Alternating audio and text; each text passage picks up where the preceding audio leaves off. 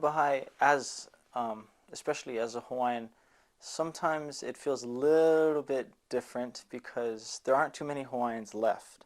Religion is a huge issue in Hawaii, especially because of our past. Trust is something that is a huge deal, and especially giving it away, it's extreme. You're stepping beyond the lines. And it's really hard to influence the Hawaiian people when it comes up to religion, but when you do, it's like we really give our full 100%, whatever we can do. There's still, I mean, if you ask somebody in Hawaii, there is still a lot of resentment. But if you ask them, oh, well, are you prejudiced? They wouldn't acknowledge it. They would probably say no. But there is a huge racial barrier. Yeah, it's extremely slow to heal. Because back then, they would give with one hand and take with the other. And I guess with the Baha'is, it was just give all the way.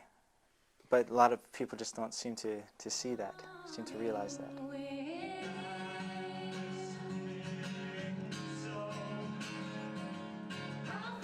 I can see at the beginning it was kind of an issue because you had Hawaiians that kind of wanted to become part of something, but you also had other people from outside still kind of in there. But overall, it was okay. It was okay. Everything was fine. We have the youth workshop, and there's a lot of Filipinos and a lot of, well, not a lot of Hawaiians, but there are a few, and Caucasians and Chinese, whatever race you could actually think of. So the Persians, they're all part of the workshop. And with the adults, there's the same amount, the same difference in racial backgrounds, because Hawaii is such a huge mixing pot. Because of our history, and especially now, people still love to come to Hawaii. It's still a nice place. Well, you know, you're a musician now, and you've been touring. Tell me some of the countries you've been in with your music. Well, when I was about 6 years old, I traveled over to New York City, but at the time I wasn't really involved too much in music.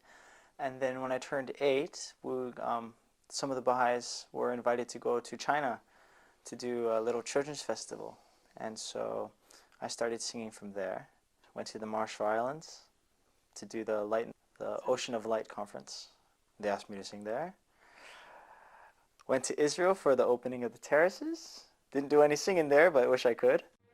19 participants chosen from nearly every country in the world congregated at the base of Mount Carmel to formally open these spectacular terraces of light, which lead directly to the Shrine of the Bab, one of the most holy places for Baha'is around the world.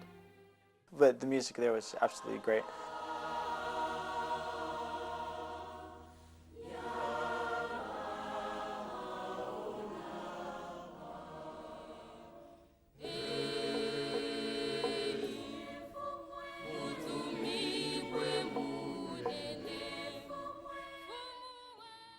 Following year, came here to New Zealand, and that's when we traveled with the workshop.